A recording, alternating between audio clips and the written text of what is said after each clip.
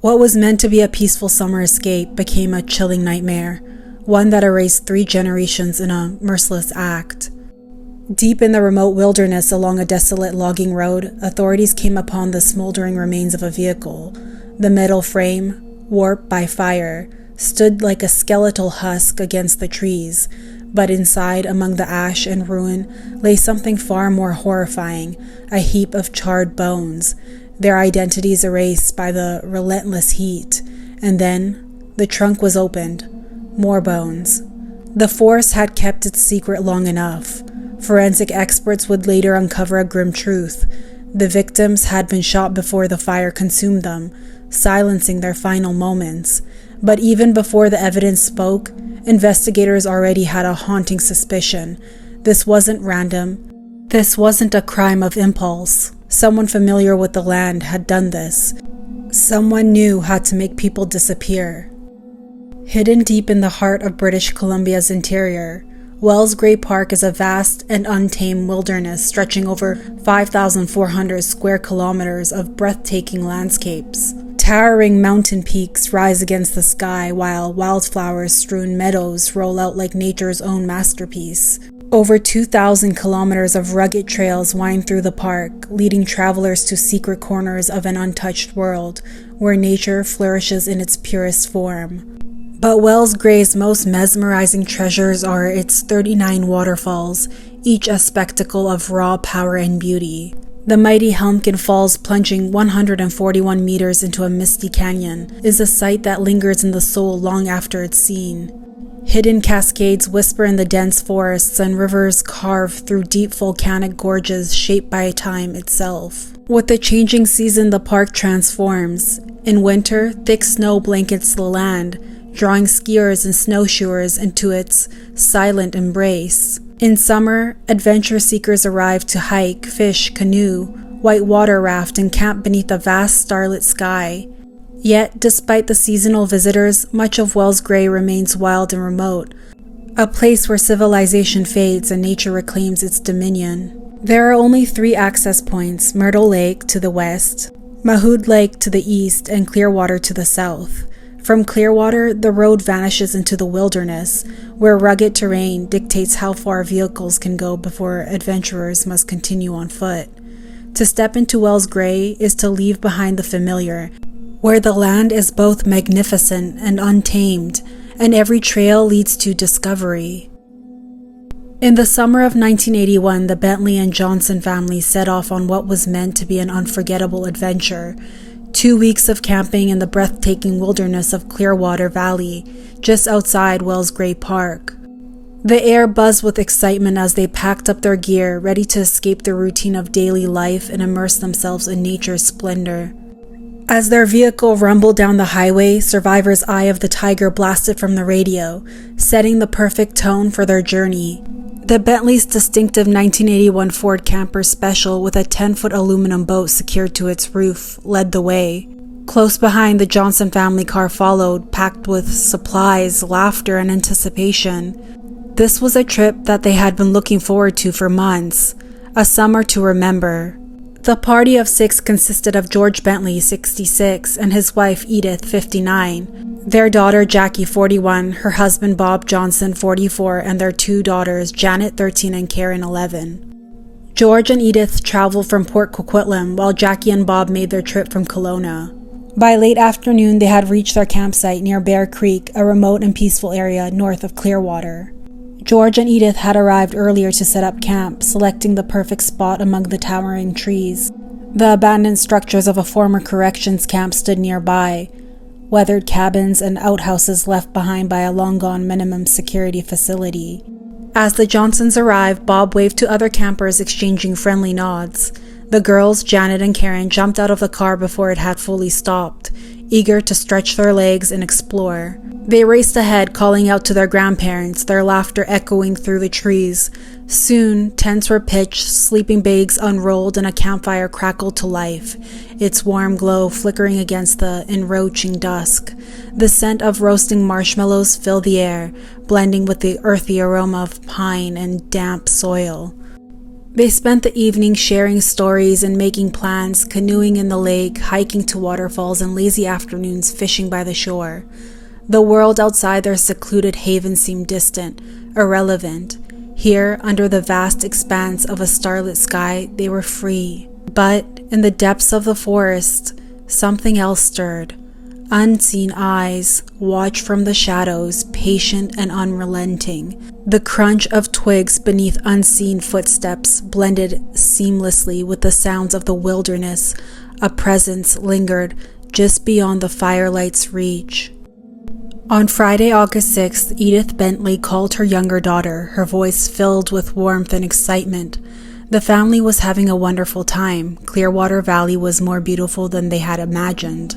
She spoke of the stillness, the crisp mountain air, and how they had found the perfect camping spot.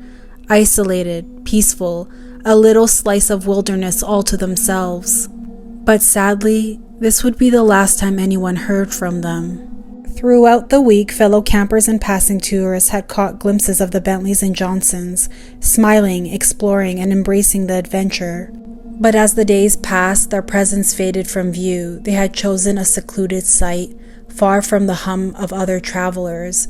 Out there, surrounded by dense forest and towering peaks, they were truly alone.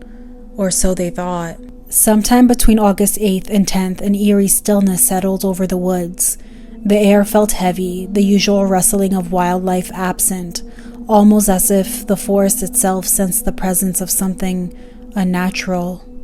For other campers in the vicinity, it was just another summer day. Fires crackled, laughter echoed through the trees, and the sounds of the wilderness carried on as usual. But for the Bentley and Johnson family, an unshakable feeling had crept in, an invisible weight pressing down on them. A sense of being watched. The girls continued playing, unaware of the shadows lingering just beyond the tree line. The adults dismissed their unease, chalking it up to the isolation of the campsite. But something was out there. The family sat around the campfire, shaking off the eerie feeling that had lingered throughout the day. Soon, laughter mingled with the crackle of burning wood, pushing aside the unease as the sky faded from gold to deep indigo. The adults sipped their drinks, basking in the warmth of the fire and each other's company. Grandpa spun old ghost stories, his voice rising and falling with the flickering flames, delighting the girls with every chilling twist. They clung to every word, their eyes wide, their imagination running wild. None of them knew that soon they would become the kind of story whispered around campfires, a tale of terror that would haunt the woods long after they were gone. By the time the last sliver of sunlight vanished beyond the trees, their fate was already sealed. Somewhere hidden among the trees, a figure stood in the shadows, motionless, silent, watching.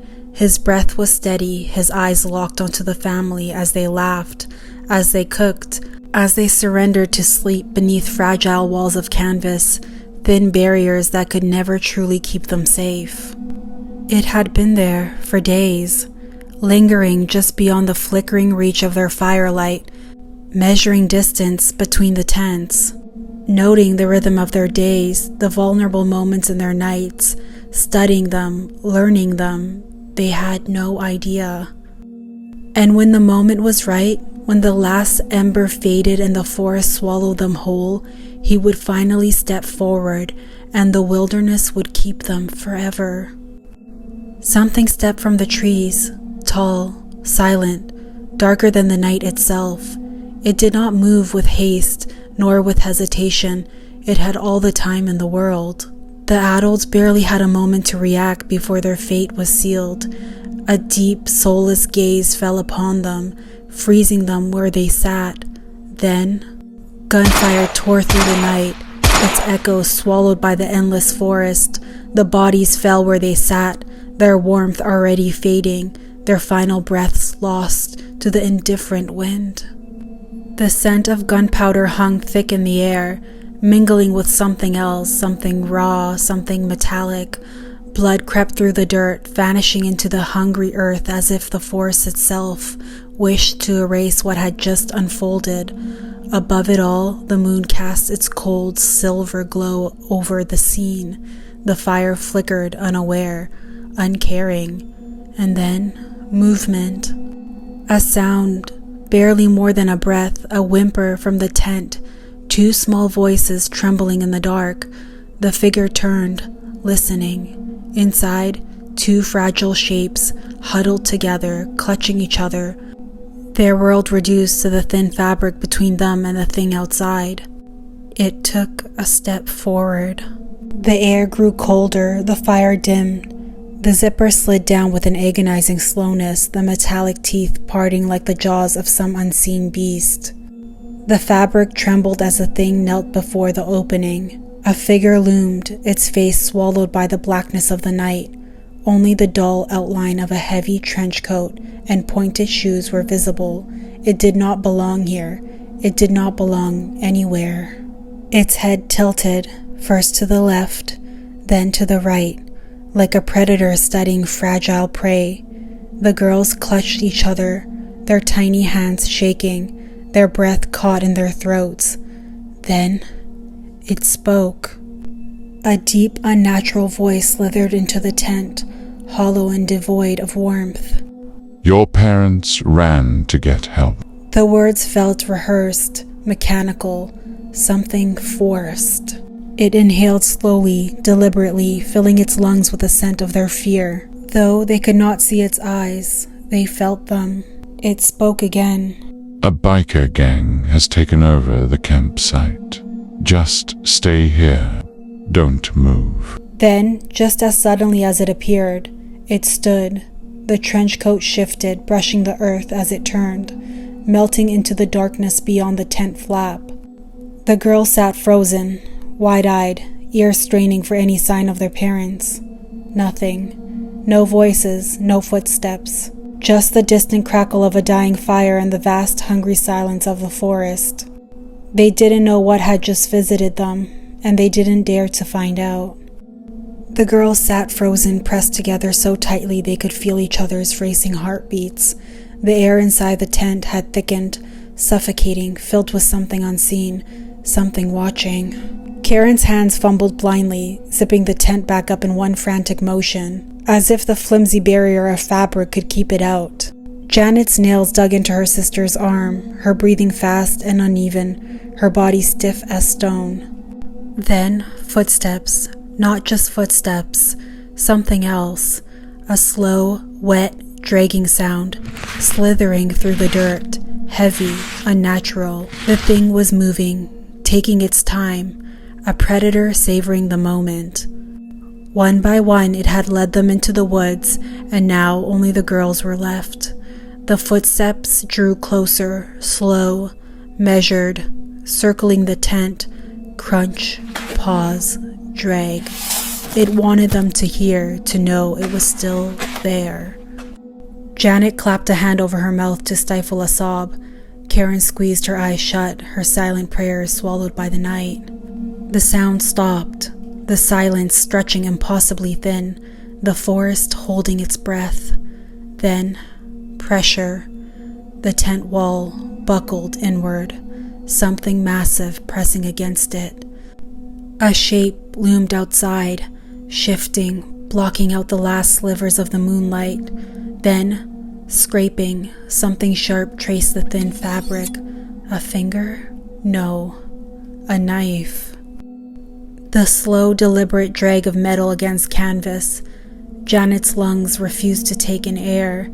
Karen trembled, her tears falling soundlessly onto the sleeping bag. Then a voice, deep, low, not quite human. Come out now. Not a request, a command. The zipper twitched. The girls couldn't move, couldn't breathe. The zipper moved again. It was opening. The Bentley Johnson family camping trip was meant to last 2 weeks. By Monday, August 16th, they were expected to return to their normal routines. Bob Johnson back to work at Gorman Brothers Lumber in West Bank. The rest of the family settling into the steady rhythm of daily life. But that morning, Bob never showed up. At first, his absence was met with mild concern. Maybe they had been delayed. Maybe car trouble had stranded them on the road back from the wilderness, but as the hours stretched on, unease began to creep in. Bob was reliable. In all his years at the company, he had never once failed to show up without notice. Still, it was 1982, an era before instant communication, before cell phones could provide reassurance with the tap of a button. His colleagues held on to hope, convincing themselves there had to be an explanation, a family emergency, a simple miscommunication. Days passed. By the following Monday, hope had turned into dread. Something was wrong. Bob and his family had vanished into the depths of the Wells Gray Provincial Park, and they had not come back.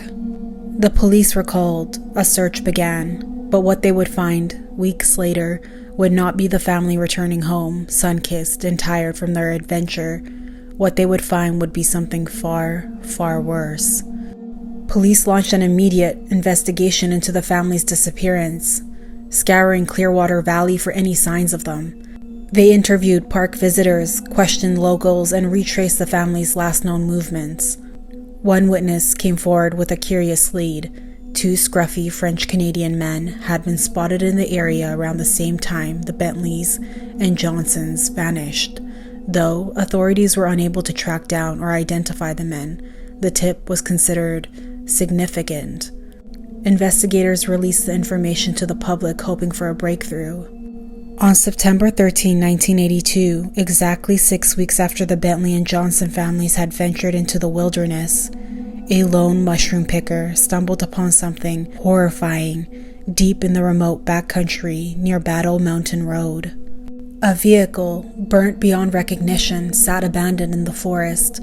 The air was still thick with acrid stench of melted metal and scorched flesh. Authorities swarmed the site, their boots crunching over the charred remains of what had once been a family's lifeline. Inside the vehicle, they found 4 bodies, burnt, blackened, unrecognizable. The fire had devoured nearly everything, but it could not erase the truth. In the trunk, they uncovered 2 more remains. 2 small, fragile bodies hidden away as if they were nothing more than discarded refuse. A forensic examination confirmed the worst. The 6 missing family members had been found, their lives extinguished in the most brutal fashion. The autopsies revealed a grim finality. George, Edith, Jackie, and Bob had been executed with a single shot to the head from a .22 caliber weapon. The girls, Janet and Karen, had suffered a fate even worse, one too disturbing to put into words. The forest had tried to keep it secret, the fire an attempt to cleanse the horror, but evil leaves a mark, and now there was no denying that something monstrous had stalked them through the trees. In April 1983, desperate for answers, authorities turned to the public. A televised reenactment of the crime aired across Canada, reconstructing what little was known about the Bentley Johnson family's horrific fate. Investigators hoped that someone somewhere had seen something, anything that could break open this case. A month later, police took a bold step. They obtained a replica of the missing 1981 Ford camper van and drove it across the country, from British Columbia to Ontario and Quebec. Its distinctive silhouette, a haunting reminder of the family's disappearance. The RCMP offered a $7,500 reward for the return of the actual vehicle, believing it held vital evidence that could reveal the killer. Tips flooded in, more than 1,300 in total, but each lead ended in frustration. The case remained a dead end. Then, on October 18, 1983, 14 months after the family vanished, 2 forestry workers made a chilling discovery. Deep in the tangled maze of logging roads on Trophy Mountain, just a few kilometers from where the burnt-out car had been found, they stumbled upon the Bentley's missing camper van. It was nothing more than a blackened husk, just a ghost of the vehicle it had once been. But its discovery changed everything. The RCMP quickly realized that whoever had committed the crime wasn't an outsider. The remote logging roads were nearly impossible to navigate without intimate knowledge of the area. The killer had been a local. Door to door, inquiries soon led authorities to 24-year-old Clearwater resident, David William Shearing. This was not his first encounter with the investigation. He had been questioned once before in the early days of the case. At the time, the murder weapon and several of the Bentley Johnson family belongings had been in plain sight, right under the noses of the police. Yet, somehow, he had walked away, but this time was different. A witness came forward revealing that the year before, Shearing had asked about re-registering a Ford camper truck. More chillingly, he had also inquired about repairing a hole in its door. Authorities froze. This detail had never been made public, and yet Shearing had known about the hole in the van a full year before the camper was even found. When forensic experts examined the vehicle, they confirmed it. There was indeed a bullet hole in the door. David Shearing was arrested and charged with 6 counts of second-degree murder. The man who had lurked in the shadows, who had hunted an innocent family, had finally been caught. The forest was meant to be a place of peace, a sanctuary of towering pines, crisp mountain air, and the gentle murmur of a nearby creek. But for the Bentley and Johnson families, it became something else entirely, a hunting ground, and they were the prey. For 2 days, unseen eyes watched their every move, every laugh around the campfire, lurking just beyond the tree line. Then came the night of August 10th, 1982. The gunshot shattered the stillness, ringing through the forest like the toll of a funeral bell. 4 lives were extinguished in an instant. George, Edith, Jackie, Bob, each one collapsing where they stood, their blood seeping into the earth. The girls were taken. For nearly a week they lived in a waking nightmare. Janet, brutalized and broken. Karen, terrified and helpless. Each day bled into the next, their innocence crushed beneath the weight of unspeakable horror. And then, just as suddenly as it begun, it ended. He took them into the woods, one at a time. Their screams were swallowed by the vastness of the wilderness, their final moments unseen, unheard, and when it was done, like kindling in the family's vehicle, a fire was set. As investigators dug deeper into David Shearing's past, a chilling revelation surfaced. The Bentley Johnson murders were not his first act of violence.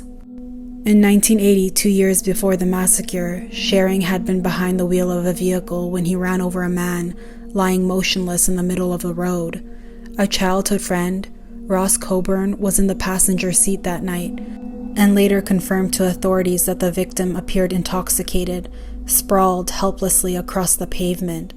But rather than stopping or seeking help, Shearing left the man to die, never reporting the incident. Neither did Ross. It was an early glimpse into Shearing's cold indifference toward human life. When first confronted about the Bentley Johnson murders, Shearing denied essaying the girls. He insisted that his motive had been simply robbery, claiming he shot the adults and children before destroying all evidence. He told investigators he had initially planned to keep the stolen camper van for himself, but soon realized that re-registering the vehicle would be impossible. Instead, he made the calculated decision to burn it and leave it abandoned, just as he had done with his victims. But the truth was far more sinister than mere robbery, and as the layers of his story began to unravel, the full extent of his monstrous crimes would be revealed. In April 1984, David Shearing stood before the court and pleaded guilty to 6 counts of second-degree murder. The chilling horror he had unleashed upon the Bentley and Johnson families would not go unpunished. Shearing was sentenced to 6 concurrent life terms, with a possibility of parole after 25 years. This sentence marked a grim milestone in Canadian legal history. It was the first time a defendant convicted of second-degree murder received a maximum 25-year term before being eligible for parole. The investigation into the case had cost an unprecedented sum, becoming the most expensive in Canadian history. Every resource had been poured into uncovering the truth, piecing together the horrific chain of events that led to the brutal deaths of 6 innocent people. As the courtroom proceedings came to close, Supreme Court Justice Harry Mackay, who had presided over the trial, addressed the gravity of the crime. His voice was thick with disgust as he condemned Shearing's actions. The cold-blooded and senseless execution of 6 defenseless and innocent people. What a tragedy, what a waste, and for what? Those words hung in the air, a haunting reminder of the lives lost and the senselessness of the violence, And while Shearing's sentence was handed down, the scars of the crime would never fade. For the families, for the community, and for the very soul of the wilderness that had witnessed the horror. David Shearing, now hiding behind his mother's maiden name Ennis, first became eligible for parole in September 2008. But there was no redemption waiting for him. His bid was swiftly denied. Undeterred, he tried again in 2012, another rejection. In 2014, he made a third attempt but abruptly withdrew his application just a month before his hearing. Some speculate that a relentless media campaign bolstering by more than 15,000 signatures protesting his potential release forced his retreat. Even as the years passed, Shearing clung to the hope of freedom. In 2021, he once again faced the parole board. Once again, he was denied. David William Shearing remains exactly where he belongs, behind bars.